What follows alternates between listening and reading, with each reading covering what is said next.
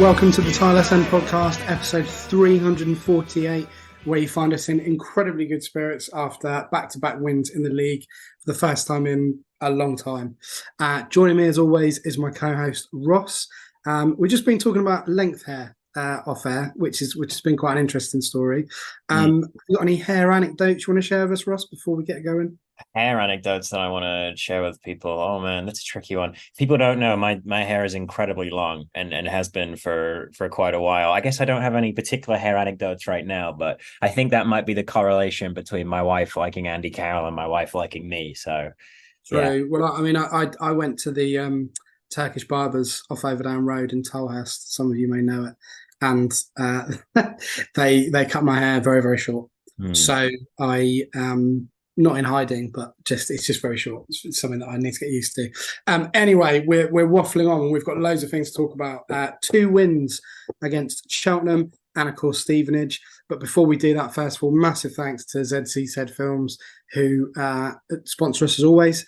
Give us financial pats on the back and make sure that we're doing the best that we can do with the Tilehurst End, not just the podcast, but all the amazing articles that are up and running and regular, actually. You know, we're pretty good at putting content out regularly. So if you haven't looked already, have a look on our social media sites and, of course, our main website. Yeah.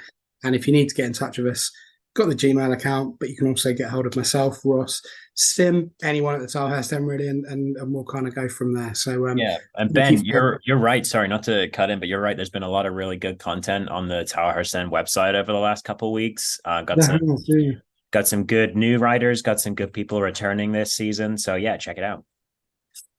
We are going to head straight into the recap, where we've got 2 games to discuss. So join us straight after this short message, and we will get straight into the Cheltenham game. Come rain or shine, it's time to relive the latest match action with the recap. This podcast is sponsored by ZCZ Films, Reading's oldest ultras. Right, we're recording this on Thursday evening, quite late my time, but kind of lunchtime for Ross. And we've kind of just we put it off because we just couldn't get our diary sorted, basically, not because we couldn't be bothered. And I know a lot of you were probably very worried that we'd disappeared, but we haven't. We just delayed this week, which has given us more time to kind of assess and think about those games, really.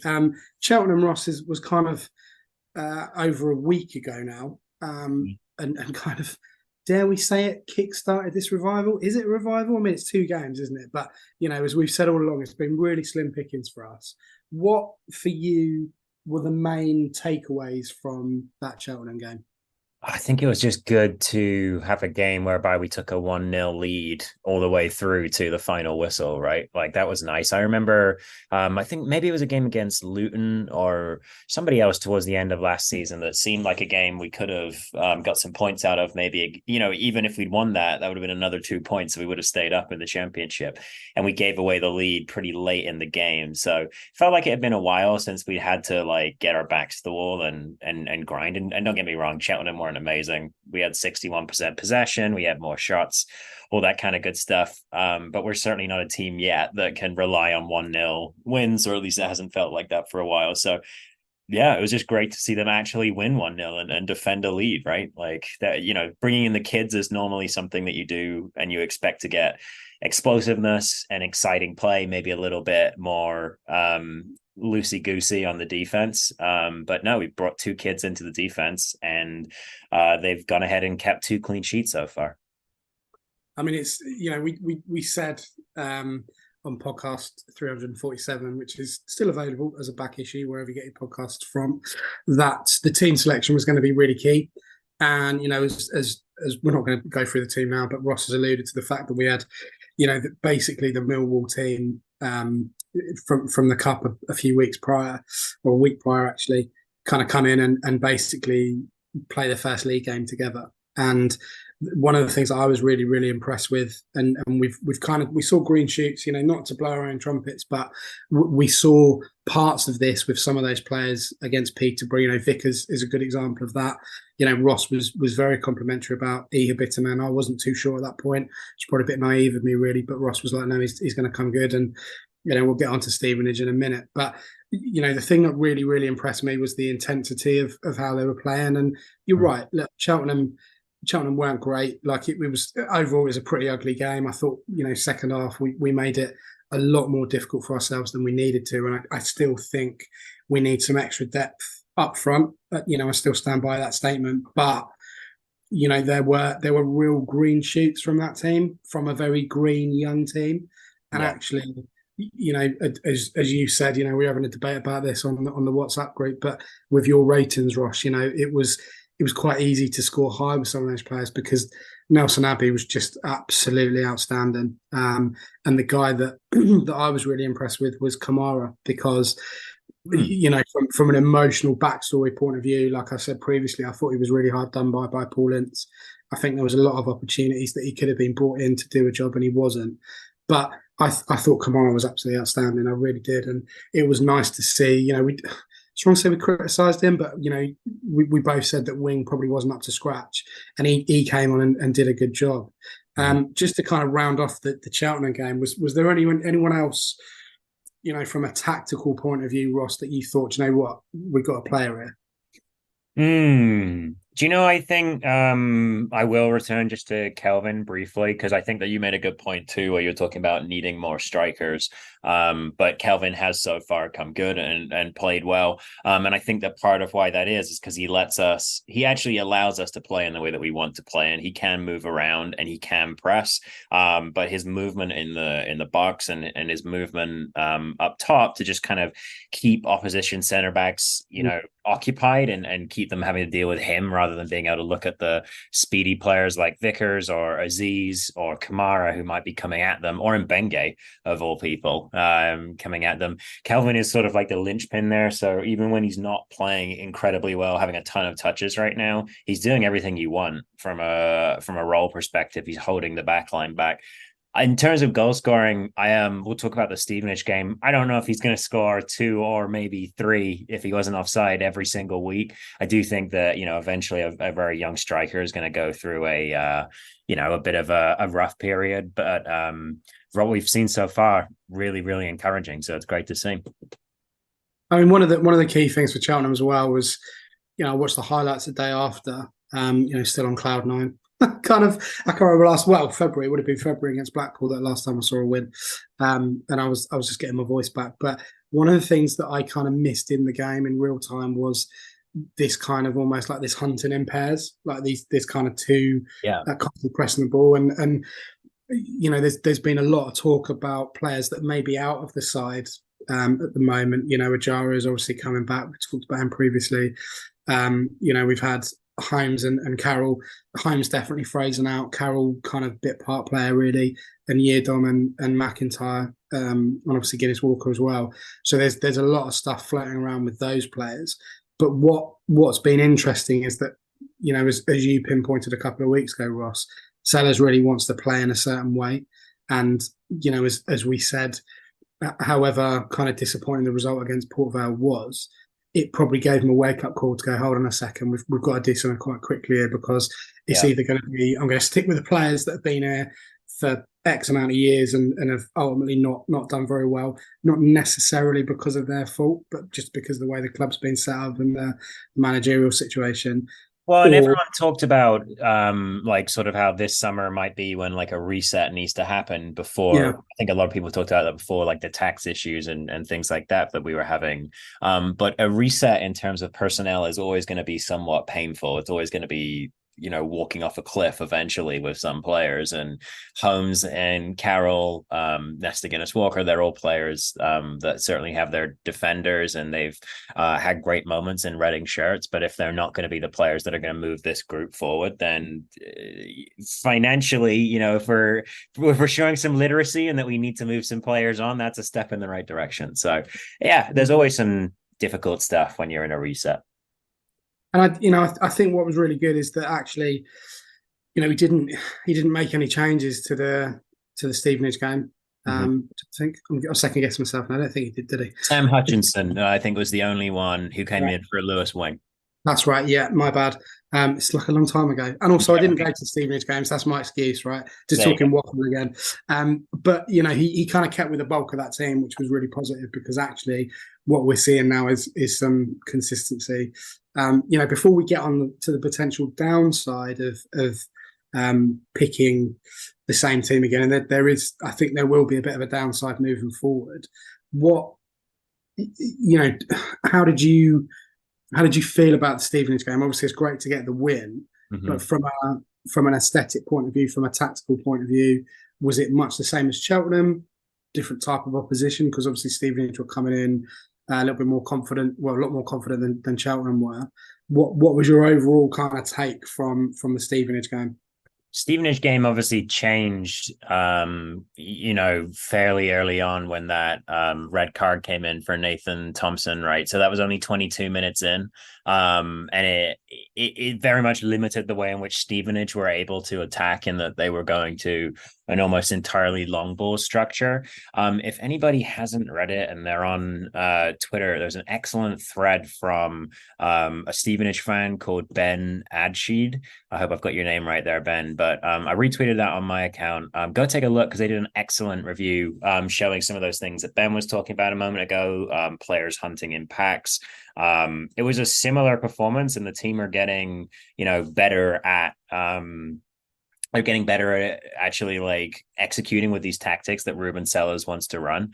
But I will put a quick pin in Stevenage, because last week you asked me about David Button and how I felt about that. And obviously there's a little bit of umming and ahhing about him when he came in. He hasn't played a full season of football in quite a while now.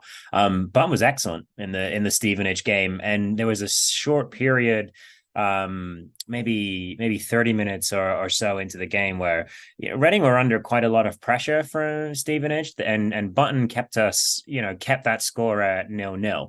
And if we go into that second half and it's 1-0 to Stevenage, and all they've got to do is shut up shop, they've got a much easier task ahead of them than actually having to expand their play, try and go and get something when they're a goal down. So I thought Button was excellent and allowed Reading to play in the way that they wanted to on Saturday. And obviously we can't talk about that game without mentioning Iha Bitterman. And there's kind of not a bad time to score a goal, but scoring just before half time in kind of injury time as he did, and then sort of 10 minutes after the restart, that pretty much puts it to bed. And this team, the way that they are developing, and they are still developing, there was no way they were going to throw that away. Possession wise, I think it was 71%, which you'd probably expect, or you would expect against, a side that's gone down to 10 men. But that was still on the kind of the high side, as it was against Cheltenham against 11. Yeah. So there are kind of consistent threads that we can pull out of this team, really. In terms of watching both of those games, what was your kind of overall feeling about where we are as a club right now, and where the potential is moving forward with, not necessarily just the starting 11, but the squad that is starting to be built almost daily now in terms of getting players back. Players have kind of, there's not been a big explosion of signings, particularly. They're kind of drip fed through. I'm doing it again. I did it the last week. Drip fed through into the club itself. Where are you at as a Reading fan right now after those two games? I'm pretty encouraged. I don't think that every week is going to end with 6 points or 5 points, I suppose, because we had 1 point deduction. Yeah, we haven't even talked about that, have we? Very odd. Very, very odd. I think the encouraging thing for me is that they're improving defensively over the last few games, while there's this excitement about the way in which Sellers wants to attack and go forward very quickly, and how we want to press from the front. So we are going to be hopefully receiving the ball again within the opposition's half. It hasn't come with also losing out on some defensive grit, which has been great. I think that some of the Southampton fans last season were saying that, Sellers could be quite defensively solid when he wanted to. So maybe this isn't too surprising, but I think it's really encouraging. One thing that came out of the last two games, Reading are forcing the pass accuracy for their opposition down way lower than you'd often see for other teams. So Reading's pass accuracy somewhere between 70 and 85% most games now, which is great. They're making a lot of short passes, obviously, so it makes your life a little bit easier. But they forced a 50% pass accuracy rate out of Stevenage the other day. And obviously Stevenage are a long ball team. So they're chucking up a lot of balls that are going to be a little bit easier to defend. But I didn't think that Nelson Abbey or Tyler Minden, while they were great, I didn't think they were incredible in the air. I didn't think that was their best element just yet. And yet they're still, intercepting a load of balls, causing, or part of the unit that's causing the ball to come back to Reading quite so often. So we're keeping the ball, and you can see where it's coming from. It's coming from forcing other teams to try and make passes that are just more difficult. So yeah, it's really encouraging so far. I wouldn't be upset if we saw a few more signings come in, but I think Sal's has shown us it has to be the right kind of signing, and it has to be somebody who's not going to disrupt the mentality in the locker room at all. So yeah. I mean, I think the positive is that he is now starting to fully stamp his authority on the club and on the team, and in terms of getting a blueprint going. And my main takeaway from watching the Cheltenham game, but then also having a look at the highlights of Stevenage, is that it's exciting.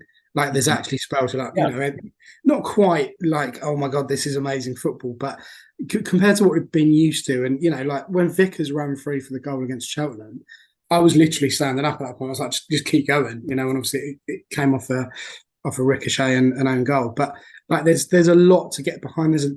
Someone used a term on X, as we call it now, right, which still doesn't seem right to me. It just doesn't. I can't get my head around it. Whatever. They're likable, and that's actually pretty true. Just to kind of round off this last week, there was the open training session, which some of you listened to this might have gone to. I didn't get an invite because I basically forgot to renew my season tickets until like the day before the season started, because that shows you the type of fan I am. Just completely forgot about it. Don't know how I expected that was going to happen, but whatever. But Bobbins has written like a really good report on that, and someone made the point about potentially doing it annually. That's whoever's in the dugout, like, that's a really important thing, because it's, there was a lot of kind of dialogue around, the club have forgotten about it, like it's a mess, blah blah blah, like it was in the summer. But actually, like, connecting and being able to see what goes on, almost on a daily basis, is a really positive thing. So if you haven't checked it out yet, have a look, because that's up on all the media sites and the website as well. We're going to head into the mailbag. There's a few bits to get into. So we will do that after this short message. Keep up to date with all things Reading FC. Follow the Tilehurst End on Facebook and Twitter. This podcast is proudly sponsored by ZCZ Films. Remember, if you want to get involved in sponsoring the show, drop us an email to thetilehurstend@gmail.com. Right, Ross, first question for you. Just faffing around with my phone here. Right, we'll start with Ryan Jeffress, who's actually going to be a guest on our pod in a couple of weeks' time. So he's kind of well up for chatting with us, Ross, which we know about. But he asks, who has the highest potential out of Kelvin E, Vickers and Abbey? Ooh. Boom. You can start that one, because that's a proper meaty question. That is a meaty question. I'm going to briefly talk about ceilings and floors, and obviously when you're assessing an athlete, your ceiling is how good they could be, and your floor is like how bad they could be, right? I see Kelvin as let's call him like a high floor, medium ceiling player. So I think that what we're getting out of Kelvin now is great. And I think that he will improve. Don't get me wrong. I'm not 100% convinced that he'll go on to be much more than a championship player at this time, just from what I've seen so far. But the wonderful thing about football punditry is you get to be wrong 3 times a week. So hopefully he does come through really well. Vickers for me is the one who has the highest ceiling and the lowest floor, right? So like Vickers could completely fall off in a few weeks' time and become the next Sam Baldock. because he's got that sort of smaller build, and he's clearly energetic and things like that. And if people work him out, then he might have some trouble. But with the amount of skill that we've seen from him already, the fact that he seems to be like, he's not necessarily super fast, but he just seems to be a little bit ahead of the play a lot of the time. His agility is great. I think Vickers has the highest ceiling of any of those players. The thing I like about him, Ross, is very perceptive. Mm-hmm. So you watch his runs off the ball, he's always anticipating the knockdown, he's always anticipating the through ball, even if it doesn't come to him. And he does, you look at the shape of the way, I was watching a lot of how Cheltenham set up defensively with him. He was pulling them out quite a lot, and drawing them out to make the space for Calvin to run into, and kind of Savage knocking the balls through. So there's a lot of tactical football knowledge, I think, there with Vickers, for sure. Abby, what are you saying? Oh, that's a tricky one. I think he's going to be a monster. I really do. Yeah. I the easy, I say lazy.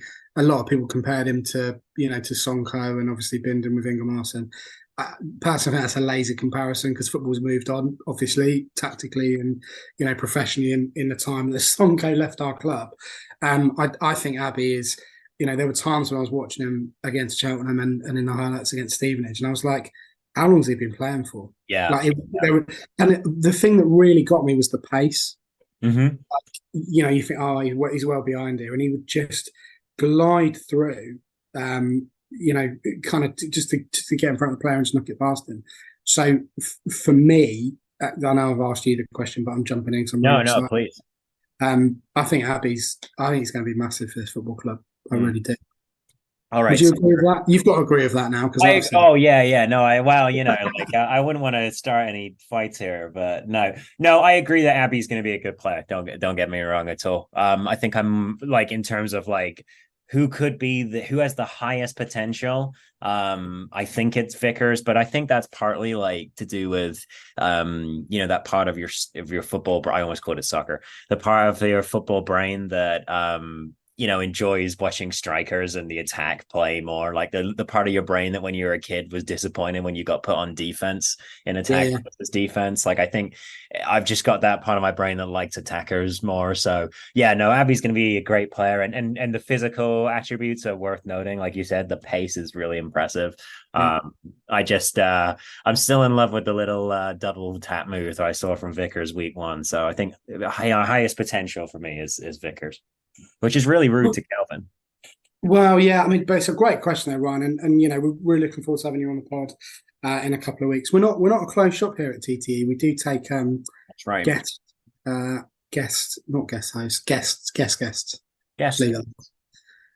Talking of Vickers, Benjamin Vickers is back with another stunner of a question. I don't think you're in relation to Benjamin, to Caelan, are you, Vickers? I don't think, Benjamin, that you're a relation to Caelan Vickers, but who knows? I don't know. Just let us know if you are. Yeah. I note Sellers replaces both wing-backs every game at 60 to 70 minutes. Last few games has been in Benge Yiadom and Carson T-Mac. Haven't even talked about Carson in this podcast, and we're like 27 minutes into it. And Benge Yiadom seems a straight swap. But why Carson for T-Mac is NGW not trusted? Let's talk about Nesta, because obviously there's been there's been a couple of clubs that have been sniffing around him. The general crux of it is, why is he using Yiadom T-Mac and not Nesta, basically? Yeah. I mean, I have my theories on it, but from your point of view, Ross, where are you at with Nesta at the moment? So I think especially with the last few games, like a lot of this question comes down to game state, right? And Yiadom and T-Mac are being thrown onto the game when Reading are defending a lead the last 2 games. And for me, there's a really good player in Nesta Guinness-Walker, but I just not super convinced by him in a back 4. I think that he can attack well. I think that he can defend well. I'm not super convinced he can do both at the same time for a full 90 minutes or even a full 70 minutes. So I think that when T-Mac comes on, we've seen him at left back before. I wouldn't call it his best position. I probably wouldn't call it his second best position, to be honest. But it's not super, rare to see him play there. And I just think it's a case of Sellers trusts him both with the ball at his feet and defending more than he does with Nesta from a tactical perspective.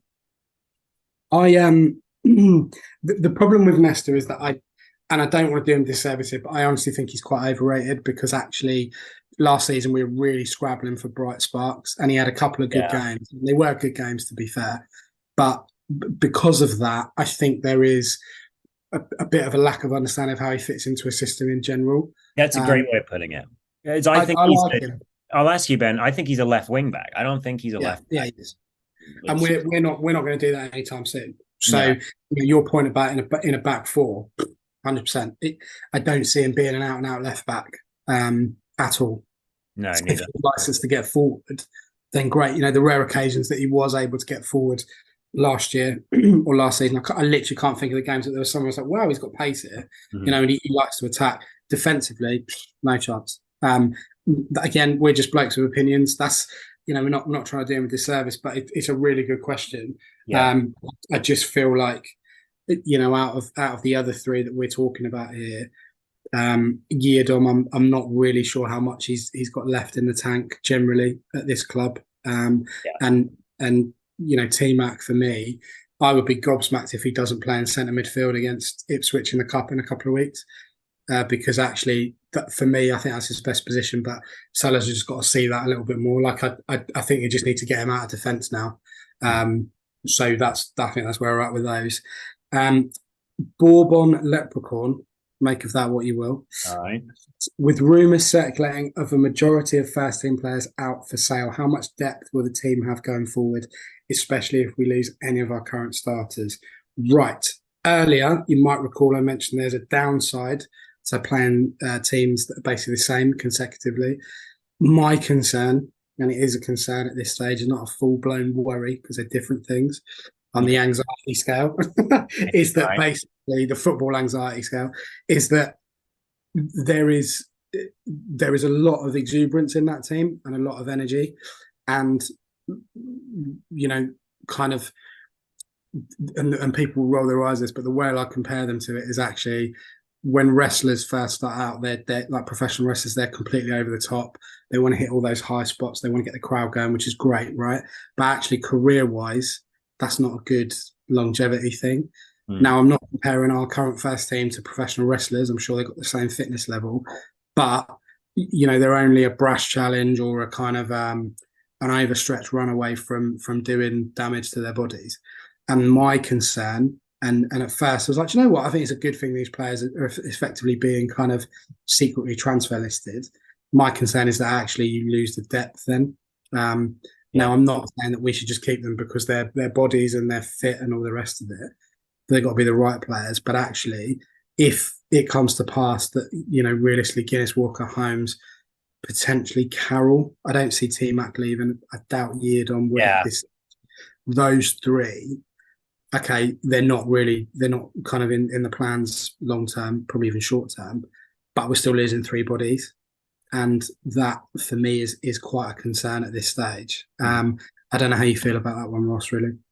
Yeah, I definitely see where you're coming from. And I think it's worth pointing out, too, that the style that Sellers has us playing is a very energetic style that requires a lot of intensity from all of the players, especially those attacking players that are having to cover a lot of ground, having to press their opposite numbers and things like that. So you do see sometimes, Bielsa, who managed Leeds and Marseille and a bunch of other clubs, he's the great example of a manager who would have teams play great for the first half of the season and then they just be completely on their hindquarters by January. So yeah, I could see that happening because we're certainly bringing in a lot of players who haven't played like a full season of football before, and we're asking them to play pretty intense style against a quite physical league in League One. So if we are going to get rid of Carroll, Holmes, and Nesta, then I think we will need to bring in more bodies, but I think that honestly gives us a chance to bring in bodies that are more suited to this style, right? Like we've just talked about Nesta being more of a wing back. So while it wouldn't be great to lose, like depth, I don't know how much it's helpful to have Andy Carroll sitting around on the bench for 3 months if he's not actually starting. Yeah, true. Got to be the right players, hasn't it? Right players to fit him, which is what every club wants. Yeah, good question that though. I like that one. Nathan Oakes says, going off the feeling League One, I feel will be a tighter division than first thought. My fun fact of the week, Ross, is that not one team in League One has a 100% record yet. Oh, nice. Okay. Well, yeah, they can't have a 100% record because it's not like they're going to get it back, but like they don't have a 100% record, and that's after 4 games, which I think is quite, that's quite crazy. So he's right. I think it is a lot tighter than we first thought. The Bolton game, digressing a little bit, Wigan beating them 4-0. Wow, what a result that was. So fair play to Wigan, because that's a tough place they've been. But anyway, I'm digressing. With an emphasis on youth this season, do you believe that we are going through a transition to mount a promotion challenge next year, or should we now be aiming higher? We're definitely doing it this year, Nathan. We're 100% going to be. HMS pissed the league with a bunch of kids. Yeah. Yeah, let's have it. Let's do it. Yeah. I mean, it's a good question. I kind of had to pinch myself a little bit and kind of take reality checks quite regularly, because it's like we've won 2 games in the league on the bounce. We've beaten Cheltenham and Stevenage, and that brings me on to the next question in a minute. But is this?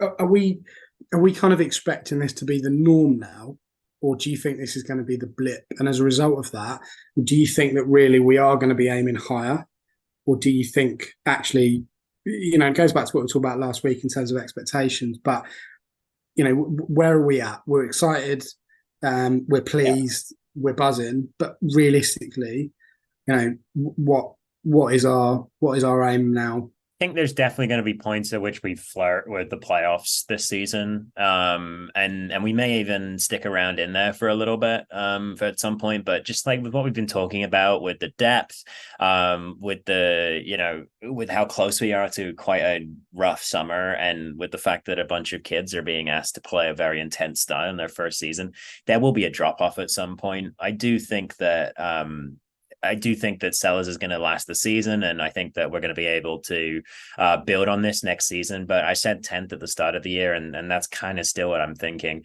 I wouldn't be surprised if we finish 10th and like within 6 points of the playoffs. So it's a season where we really do get to flirt with some sort of excitement. But honestly, that would be exciting, right? Like a mid-table finish and no worry of relegation whatsoever is a holiday for Reading fans right now. So if we even flirt with the playoffs, I would say that's a pretty good season and gives us great grounding for the next season. I think flirting's good. I'm happy with flirting. It's fairly like low risk as well. Right. Talking about the football here, by the way.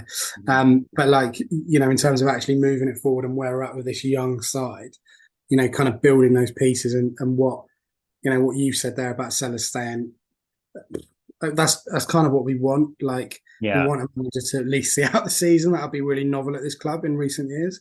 I don't know. I think, the next question leads on to kind of say, and this is from, oh no, I've lost it. Where is it? About being tested. Someone else about being tested. Russell Bevan. I think I've got this. No, it literally is. Yeah, I'm reading the wrong bit. So Russell Bevan says, I would ask if we've really been tested yet defensively. I worry about our height and strength from set pieces from better opposition. Nelson Binden have been great so far. What are your thoughts? I'm going to kind of take that wider, Russell, and talk about being tested in general, because that links to the last question we had. Have we actually been tested? Yeah, and I think he's actually right, Russell, to bring out the height and strength and all that kind of stuff, because that was where Button made some good saves on Saturday against Stevenage, and he did it from crosses, from corners mostly. So yeah, I do think that we have, there's definitely still development to come there from the defenders, and it's a question worth asking, right? Like, we've beaten a mediocre Cheltenham team that Luke Southwood was able to keep in the game, and we've beaten 10 men of Stevenage for 70 minutes. So Yeah, it's a little tough to fully say that we've been really tested, but on the other hand, we've lost a game 1-0 to Port Vale. So football's weird like that. You can only play what's in front of you. And I think we just need to take encouragement, like I was saying, from the defensive displays and the fact that it's 2 clean sheets in a row, as well as playing some exciting football. I mean, we'll talk about this in a bit, but I personally think the test comes this weekend against Exeter, because that's what I would class as a proper League One game at a proper, well-run, balanced, good club. And I think if we can get a result this weekend, any sort of positive result, that really starts to kind of tick us over a little bit. But we'll talk about that in the preview in just a bit. Laurie Johnson has asked a question about Jaden Wareham. He's obviously with us at the moment in basically playing in the PL2 in the under-21s. I'm not going to answer that, Laurie, because I'm hoping to get to the game tomorrow night, so Friday, or tonight if you listen to this on Friday, against Newcastle at the Select Car Leasing Stadium. Don't know why I paused. Everyone knows what I mean. I'm not just turning out to a car dealership to watch a game of football. But yeah, we play Newcastle under 21s, and I'm hoping that it's open to the public. And if it's not, I might try and play a card to get in if I can. Anyway, I'm going to try and get to the game regardless, because I think it'd be good to kind of scout out some of those players. So I hope, Laurie, I can answer that question in a little bit more detail when I've actually seen him play. So I'm going to park that one.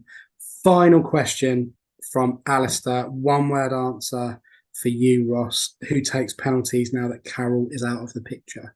Shoot. Savage. Good answer. Yeah. He said Smith, but obviously he's out, and I think he meant when Smith comes back. But right. I'm like whoever fancies it on the day. Do you know what I mean? Like, I love a bit of kind of democracy when it comes to penalty taking. Whoever feels confident is what I'd go with. Yeah, I think there are so few actual penalty stopping goalkeepers in the world, and none of them exist in League One, really. So my theory of penalties is always just don't care about what's going on around you and blast it into the top corner. Yeah. So always think it's to do with the kicker rather than the goalkeeper. Always. Yeah. And I know goalkeepers listen to this be like, shut up. But I'm not disrespecting your art. I'm just saying it's solely down to whether or not, the person striking the ball hits the net or not. Right. Penalties are more about the size of your cojones than your foot, basically, it's So it's up here, it's psychology. That's what it is. Exactly. And Savage had to grow up with Robbie Savage in his house. So, I mean, he's clearly, he's been through some stuff. Yeah. Absolutely. We are going to head into the preview now against the Grecians, which is a lovely nickname for a football team. So we are going to be right back with the preview for our game on Saturday. There's another huge game ahead for the Royals, so be loud and be proud for the big match preview. Welcome back to Tilehurst End podcast number 348. We are back for this segment of the show with the preview against Exeter. Right, Ross, we talked earlier about being tested. I feel like this is going to be our first proper test, maybe since the opening day. And I know that that's probably being a little bit arrogant, because obviously we lost to Port Vale somewhat unexpectedly. But in terms of how teams are starting to balance, and I know it's only 4 games into the season, but Exeter find themselves up in 7th place, having won 2 games, drawn 1 and lost 1. Scored a fair number of goals as well. They got, +4 goal difference for this time of year, which is, reasonably impressive. What's the best outcome from this game for us? Developing a system, developing a team ethic, developing a style of play. Still bedding those youngsters in. Average age of 22 point something, I think was against Cheltenham. What's the outcome for this game? What are you hoping for here? If they go with the kids again, then I think it's going to be a case of wanting to see some of that maturity on show, because they did well to get through the previous 2 games. Obviously somewhat helped with Stevenage by having the red card. But both of those games were played at home. Both those games were played at, if not in front of raucous crowds, then at least friendly crowds, right? So we're going to want to see that they can go on the road in, the league and actually put on a good display, not be jarred by the crowd or anything like that. I understand obviously that they played away against Millwall, a lot of them in the Fizzy Cup, but I don't necessarily think that was a crazy fan environment either that night. The images I've seen of the Millwall attendance that night were pretty low, which, you know, there's a cup game early in the season against a lower league team. You can understand that. So yeah, I think it's going to be a case of managing their play while also managing one of the first, you know, fully professional away games a lot of them will have actually played before, you know, with a crowd and everything. So yeah, going to be really interesting to see. Exeter have not conceded many goals at all. Their only losses to Portsmouth, you know, who are a promotion candidate, and they blanked Blackpool as well. So yeah, it's going to be difficult for us to break through. And I think that Nelson Abbey and Tyler Bindon are going to, you know, they're going to see a lot more of the ball than they had to see in terms of when it's not in their possession, you know, on Saturday. So it should be an interesting one. Thank you for calling it the Fizzy Cup, which is exactly what it is. You know, maybe that'll get trending at some point. I don't know, but yeah, I appreciate you calling it that, because that's what I've always called it. It's had so many bizarre names over the years, but yeah, you're right. I mean, I think in terms of so much hostility, but you know, we've sold out the away end, which again is hugely impressive given where we've been over the last few years. But it's a really good place to go and watch football. You know, it's a good club. Well run, you know. Obviously, there's incredible links with Eamon Dolan, which I know there's a kind of a celebration, really, if you like, on 48 minutes. You know, to mark his life and his contribution to both clubs, which I think is a wonderful thing to do from Exeter's point of view. Obviously, links. You know, Pierce Sweeney is still down there. He was a good player for us for a period of time, and obviously then moved on. But you know, this really is going to be, you know, a test for this team, and I don't. You know, I don't see. I know we know that Wing and Smith are out, so I don't see any major changes to the team in terms of subs coming on. One thing to note is that against Crystal Palace at the weekend, the under-21s won 2-0. And in that game, we had Dorset and Abreu who played exactly 60 minutes, which, as Mark mentioned in the group chat for the Tilehurst end, that just spells of kind of an injury comeback. So I think they're probably still a way away. I would expect them to play tomorrow night against Newcastle in the under-21s game. But they appear to be sort of pushing. You know, you would expect them in a match day squad, really, certainly Abreu anyway. So that might be coming, you know, potentially after the international break, which we now have, bizarrely. Never thought we'd get that again, but massive club, who knows? Yeah. In terms of kind of, you know, obviously we want to win the game, but do you, I mean, I'm not going to ask you for a crass score prediction, but like, do you expect us to get something out of the game, or would you go, do you know what, I'll just take a draw?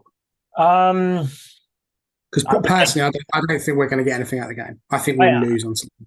I'm not. I guess I'm not as convinced by Exeter. Definitely in terms of it being like a big, you know, like a big team, a big team, and you know, like the crowd will get behind them and all those kinds of things. But I don't know how much they're going to be That's a really, really tricky one, isn't it? I think we'll get something out of the game. Yeah. I think that we have 2 losses, right? 2 wins so far, and this is where the draw comes in. It's not going to be like that season. I think it was under Paunovic in his first season, whereby we didn't draw until like November or something like that. It was just madness either way. No, I can see us getting a draw out of this one. I think the kids are good, right? And they're good in this division. And regardless of Exeter being good or bad, you know, they're still a team that's come out of League Two in the last 5 years. So they're not like one of the teams that I had in my sort of promotion candidates in the early part of the season. Yeah, I'd like to see our team go down there and play without any fear. And if they can do that, I don't see why they can't get a result here. I think that the positive really is that we've had a week to prepare for it, and obviously we had the open training session, which was great for people that went.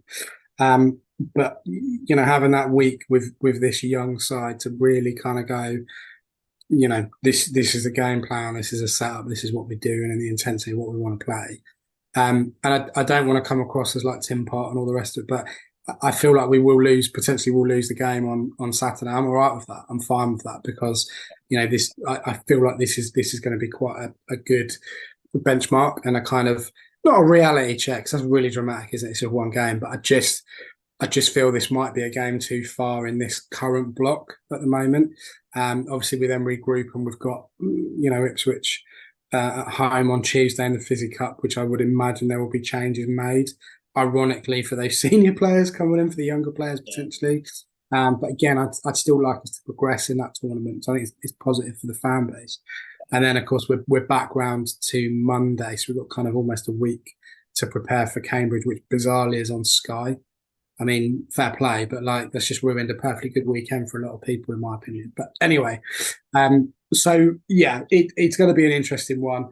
Kind of looking forward to seeing the outcome of that, and I'll hopefully... say one more nice thing about it, Ben. If we do lose this weekend, and like you, I won't be too frustrated if we do, but at least this group of players will probably learn something from the experience, and I'm not entirely sure what some of those players who have been frozen out learned from losing 1-0 to Port Vale. So yeah, I think it's good to have a positive young team going in the right direction.